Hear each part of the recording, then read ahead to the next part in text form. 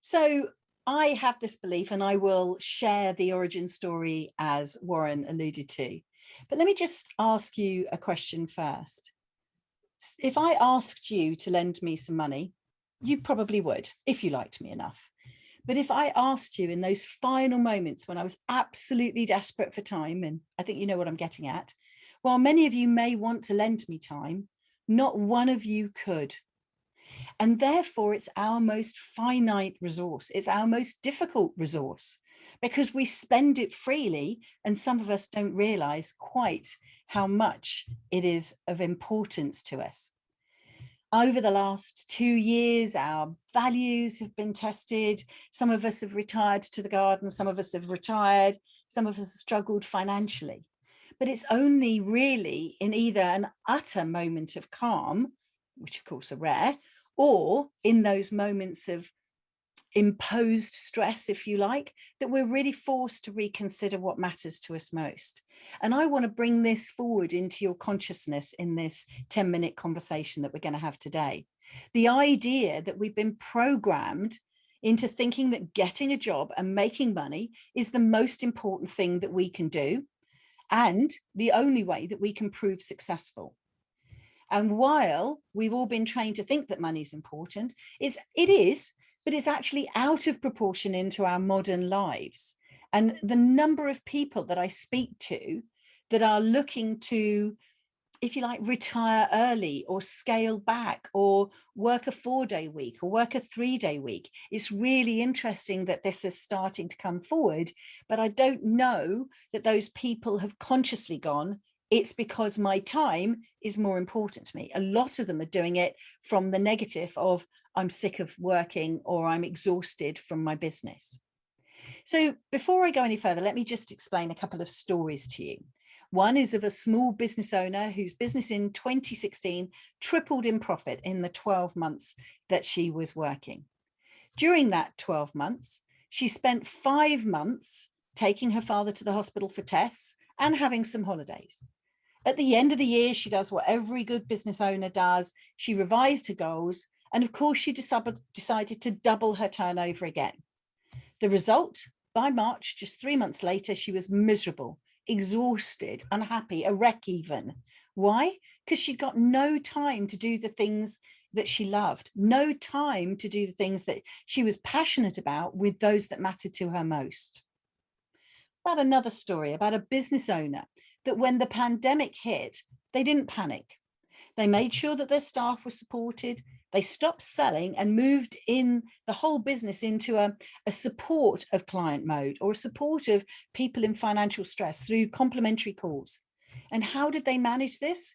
Because they know how much money they need to live.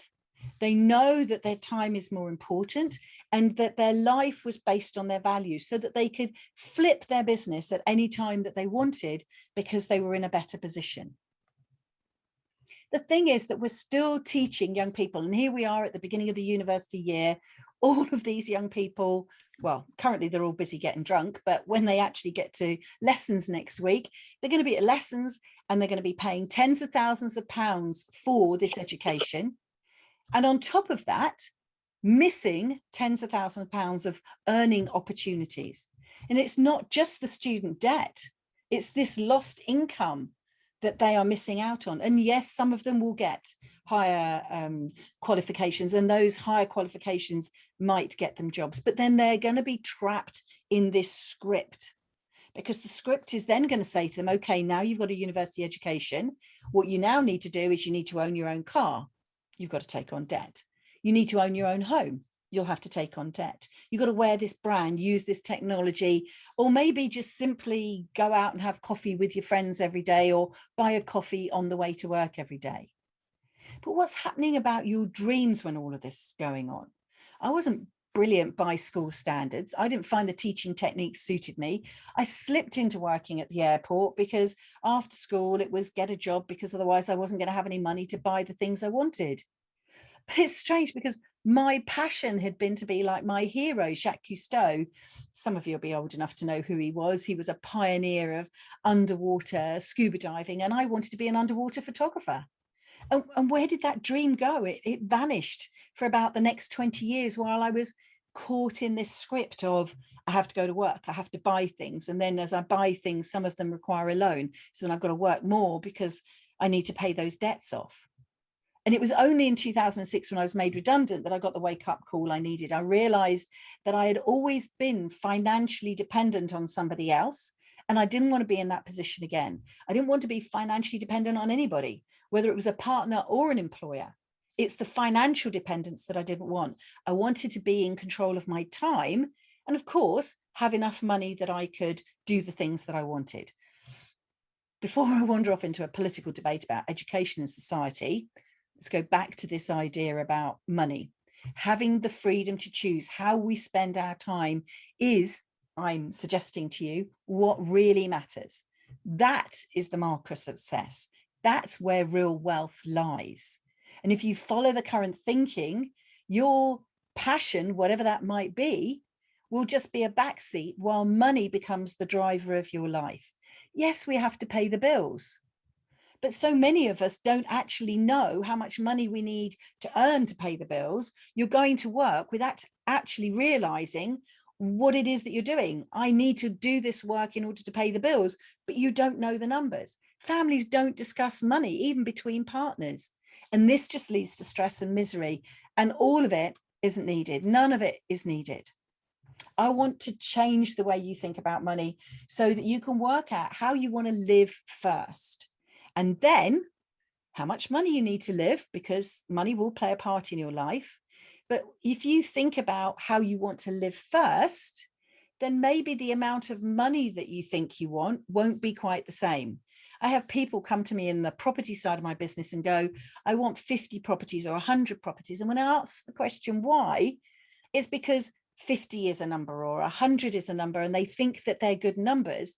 They don't realize the impact of having such a large portfolio will have on their lives. If you want to really change the way that you're thinking about time and money, understanding how much money is enough for you is really important. And of course, you can still choose to work. That's not the issue. I just want you to be consciously aware that every time you go to work to earn money for either things that you don't really value or because you think you still need more money to pay the bills, it's a mindless activity. You're not doing it consciously, and you're not recognizing the implications that it's having on your time. And really, time is the thing that is most important to us. Time with your children, time with your older relatives. At the moment, I'm working a 3.5 day week because I have one day off with my grandchildren and I have an afternoon off after this call. I'll finish off work-wise and I'll go and spend the afternoon with my mother, because those are things that are important to me. I also tend to keep Mondays and Fridays, either side of the week, quite clear, because if I want to, and the weather's going to be nice, because, you know, we are, most of us, in the UK and can't rely on the weather. I want to be able to zoom off at the weekends and go somewhere and enjoy the weather, even if where I choose to go to is the back garden. It's so easy not to make time conscious. And I love to reflect on the progress that I've made in my life. And I look regularly at how I've got to where I am and the lessons that I can pull out for myself and sometimes to share to the others. I've been to the edge too many times of where money has got more important to my time. That story of the business owner that doubled her turnover and then made a plan to double her turnover again, that was me. I don't know what was going through my mind. I'd had the most incredible year of the business growing, but being able to spend time with my father when he was ill, why would I want to give that flexibility up? I want to live my life of my choosing. I want you to be able to live your lives of your choosing. So if I can just quickly ask you a question, because I think I'm probably coming to the end of my time soon. If I was to ask you, do you know what you would do with your time if you didn't have to work to pay the bills? How many of you would know that answer? Do you know how much money you need just to cover your basic bills? Do you know that number? And when was the last time you thought about the resources that you have access to and how they're actually contributing towards the life you want to live? Yes, your money, but also your time and your knowledge. Now, those are just 4 of the principles that I talk about in the Wealthy Life book. And it's about being able to change your life from being financially dependent to financial independence. And that's the methodology that I tend to use with my clients. And that's what I wanted to share with you. So, have you ever felt, maybe because you're exhausted, maybe because you're frustrated with work, that you want to change the way you are living now, that there are things that are important to you in your life that you've not made a priority? And the two most important lessons and questions I'd like you to take from today is, do you know how much money you need to cover your bills? If you do, great. If not, I'll help you, or work it out for yourself this weekend.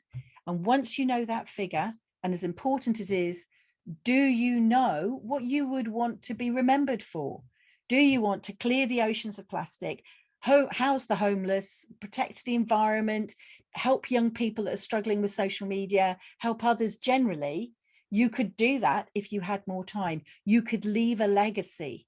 And what legacy do you really want to be known for? Once you can answer those sorts of questions, you can literally do anything and be anything you want, go anywhere you like. You can choose to spend the time doing what you love with those that matter most, knowing that you've got enough money, and being in control of your time is so powerful and liberating.